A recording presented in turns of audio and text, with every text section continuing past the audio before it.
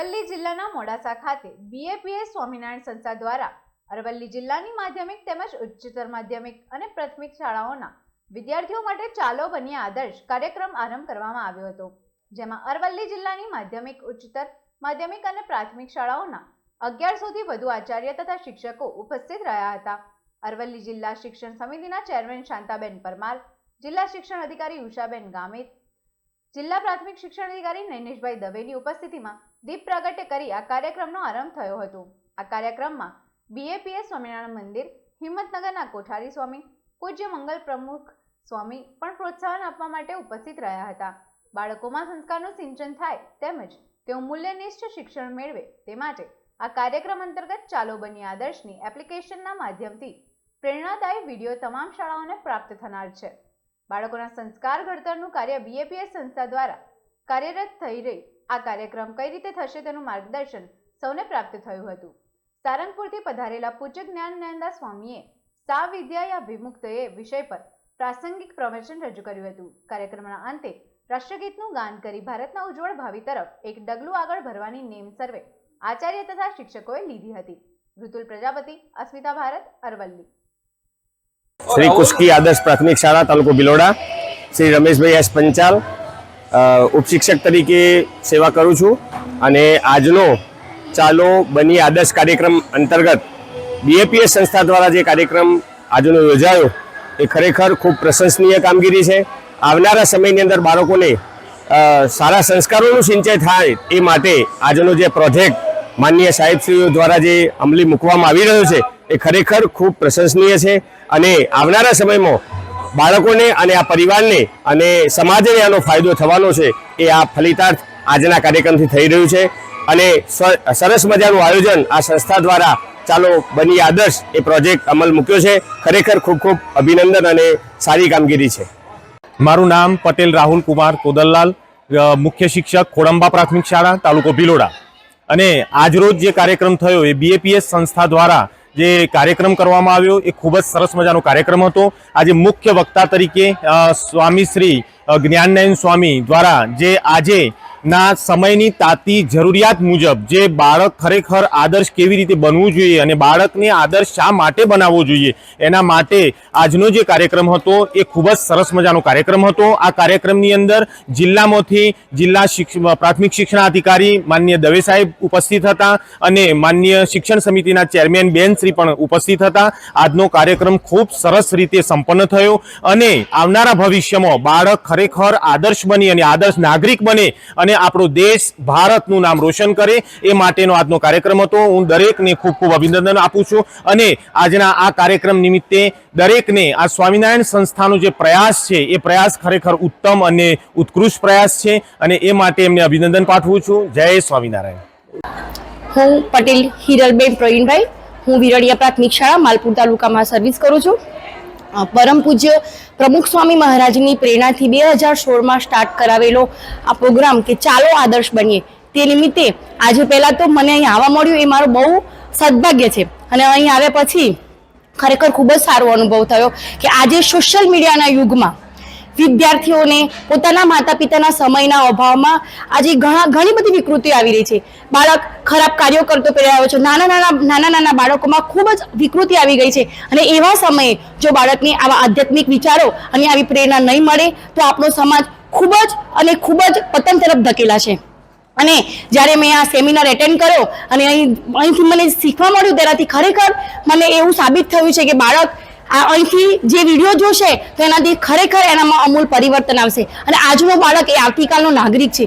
જો આજથી જ જો એનામાં જીવન ઘડતર કહેવાય છે કે બાળકની વાળો તેમ વળે, બાળક એક કુમળો છોડ છે, તો જેમ આજથી જ જો બાળકને અમારા શિક્ષકો દ્વારા જો પ્રયત્ન કરવામાં આવશે તો એક બાળકથી પછી એનું ઘર અને ઘરથી આખો સમાજમાં પરિવર્તન આવશે। અને હું એક એઝ અ શિક્ષક તરીકે હું કહું છું કે પહેલા પરિવર્તન પોતાનામાં લાવવાનું છે, તો જો મારામાં પરિવર્તન આવશે તો હું મારા બાળક સુધી લઈ જઈશ અને બાળકોમાં અને સમાજમાં ઉચ્ચ પરિવર્તન આવશે એની હું મારા તરફથી પણ ખાતરી આપું છું। જય સ્વામિનારાયણ। અને બીજું કે બીએપીએસ સંસ્થા અને આ ચાલો આદર્શ બનીએના જે પ્રેરણાદાયી પરમ પૂજ્ય પ્રમુખ સ્વામી મહારાજ અને મહંત સ્વામી મહારાજને હું આ કાર્યક્રમ નિમિત્તે શત વંદન કરું છું। જય સ્વામિનારાયણ। બોલો। પટેલ પિનાકીનભાઈ ભીખાભાઈ, અમલઈ ટાંડા પ્રાથમિક શાળા તાલુકો મોડાસા, જિલ્લો અરવલ્લી। આજરોજ ચાલો આદર્શ બનીએ કાર્યક્રમની અંદર અમને એટલી બધી અનુભૂતિ થઈ કે આપણે અને બાળકો સાથેનો આત્મીયતા કેટલી કેળવાવી જોઈએ, શિક્ષકનો નાતો શું હોવો જોઈએ, બાળક પ્રત્યે એની કેટલી લાગણીશીલ સ્વભાવ હોવો જોઈએ અને બાળક અને શિક્ષક પ્રત્યેને એના ગુણોથી કેવી સંચાર કરવું એ આજે અહીંથી અનુભૂતિ કરવામાં આવી છે, જે અમને બહુ જ ગમ્યું. અને જીવનની અંદર બાળકોના ભવિષ્યના વિકાસની અંદર એના હોલિસ્ટિક કેવું કેળવાવું જોઈએ એની અંદર અમારો સિંહ ફાળો હોવો જોઈએ એવું આજે અમને અનુભૂતિ થઈ છે. નમસ્તે, હું પ્રજ્ઞેશ શર્મા, વખતપુરા પ્રાથમિક શાળા. આજરોજ BAPS સંસ્થા સ્વામિનારાયણ સંપ્રદાય દ્વારા મોડાસા ખાતે સરસ મજાનો એક કાર્યક્રમનું આયોજન કરવામાં આવ્યું, જેનું નામ છે ચાલો બનીએ આદર્શ. પ્રમુખ સ્વામીજીની પ્રેરણાથી ચાલુ થયેલો આ કાર્યક્રમ અગાઉ 5 વર્ષ પહેલાં પણ ચાલુ થયો હતો, પરંતુ ફરીથી તેને ચાલુ કરવા જઈ રહ્યા છે તેને ખૂબ આનંદની ક્ષણ છે. આજે તે કાર્યક્રમના અંતર્ગત અરવલ્લી જિલ્લાના 1500થી વધારે શિક્ષકો અત્રે ઉપસ્થિત થયા. જ્ઞાનનયન સ્વામી દ્વારા તેમને પ્રેરક ઉદ્બોધન પ્રાપ્ત થયું છે અને સમગ્ર વિષયને શિક્ષકોને સમજાવ્યો છે. અને ચાલો આદર્શ બનીએ આ કાર્યક્રમ શા માટે આયોજિત કરવામાં આવ્યો? તો આજના ટેકનોલોજીના યુગમાં ટેકનોલોજીનો વ્યવહારુ ઉપયોગ કઈ રીતે થઈ શકે, અવ્યવહારુ ઉપયોગ ઘટાડવો જોઈએ, તે અંતર્ગત તેમણે પ્રેરક ઉદ્બોધન આપ્યું છે. તદુપરાંત આજે સમાજની અંદર મૂલ્યો ઘટતા જાય છે, સમાજમાં વ્યભિચારિતા વધતી જાય છે, બાળકો ડ્રગ્સના રવાડે ચડે છે, વ્યસનના રવાડે ચડે છે. આ બધી બાબતોથી બાળકને દૂર કરી અને બાળક પારિવારિક બને, સંસ્કારી બને, તેનામાં પણ મૂલ્યોનું જતન થાય અને ભારતનું એક શ્રેષ્ઠ બાળકનું નિર્માણ થાય. તે અંતર્ગત સરસ મજાનો ચાલો આદર્શ બનીએ કાર્યક્રમનું ખૂબ સુંદર આયોજન કર્યું છે. પ્રેરક ઉદ્બોધન આજે પ્રાપ્ત થયું છે, તેનો ખૂબ આનંદ છે. અને ભવિષ્યમાં અરવલ્લી જિલ્લાના બાળકો પણ આદર્શ બને તે હેતુસર અમારા માનનીય જિલ્લા શિક્ષણ અધિકારી સાહેબશ્રીએ પણ સ્વામીજીને એશ્યોરન્સ આપ્યું છે કે અમારા જિલ્લામાં આ કાર્યક્રમને ખૂબ સુચારુ રીતે, સુદૃઢ રીતે અને અંતરથી તેને લાગુ કરીશું તેવું અમારા શિક્ષક વતી પણ અમે આજે સ્વામીજીને એશ્યોરન્સ આપ્યું છે. મારું નામ જિજ્ઞાસા દવે. હું અરવલ્લી જિલ્લાના ભિલોડા તાલુકાની બેજરપુરા પ્રાથમિક શાળામાં એક મુખ્ય શિક્ષક તરીકે ફરજ બજાવું છું.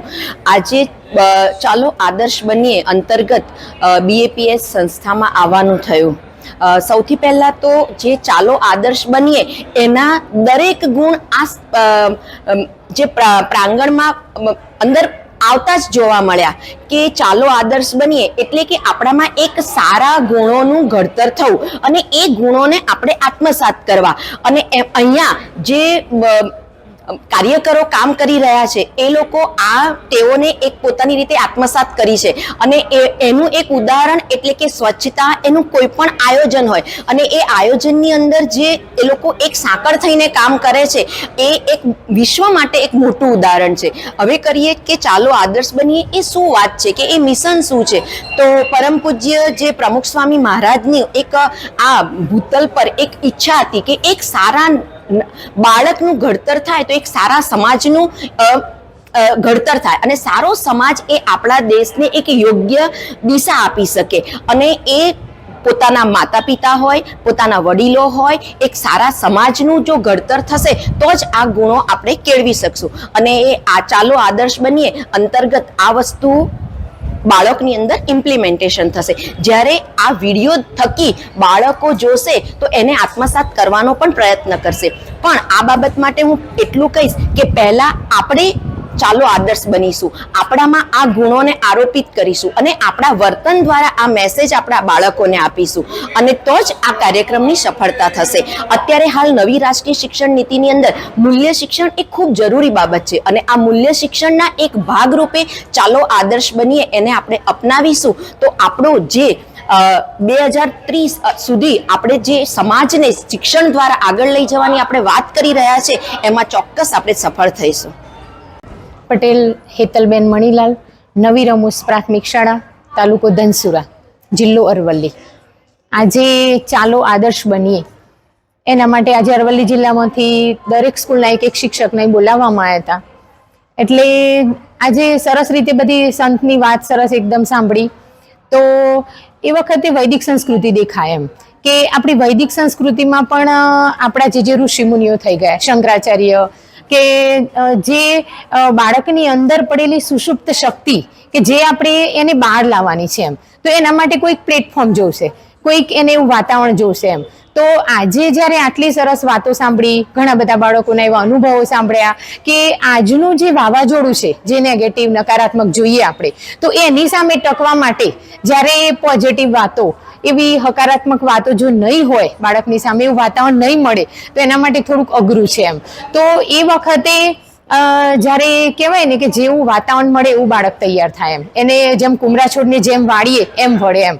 તો વૈદિક સંસ્કૃતિ યાદ કરીએ તો વૈદિક સંસ્કૃતિમાં આજે આ જ બાબત છે કે બાળકને કેમ કરીને એના જીવનમાં એ પરિપૂર્ણ બને. માત્ર અત્યારે અમે શિક્ષક છીએ તો એ એક જીવનલક્ષી શિક્ષણ છે એમ, પણ જીવિકાલક્ષી શિક્ષણ છે એમ, પણ જીવનલક્ષી શિક્ષણ મળવું જોઈએ એમ. એને પોતાના જીવનમાં પ્રામાણિકતા, નિષ્ઠા, ચોરી ના કરવી, એના જીવનમાં કોઈ પણ આદર્શ હોય, કોઈ પણ વસ્તુની સામે પ્રતિકાર કરવાની તાકાત હોય, આજનું જે વાતાવરણ ચાલી રહ્યું છે એની સામે, તો આ બધું વાતાવરણ જો એને પોઝિટિવ મળશે. કારણ કે આજે હું શિક્ષક છું તો ઘણી વખત એવું પણ બને એમ કે કોઈક વિદ્યાર્થીના ઘરનું વાતાવરણ ઝઘડારું હોય, એના માતા પિતાનું જીવન જ એવું હોય. ઘણી વખતે સ્કૂલમાં પણ કદાચ હું શિક્ષક છું તો પણ મારે કહેવું પડે છે કે ઘણી વખતે કદાચ શિક્ષક પણ આદર્શ નહીં હોય, તો બાળકની અંદર જે ગુણ નિર્માણ થવો જોઈએ, એને જે કહેવાય ને કે કોઈ બાળક કીધેલું નથી કરતું પણ જોયેલું કરે છે એમ.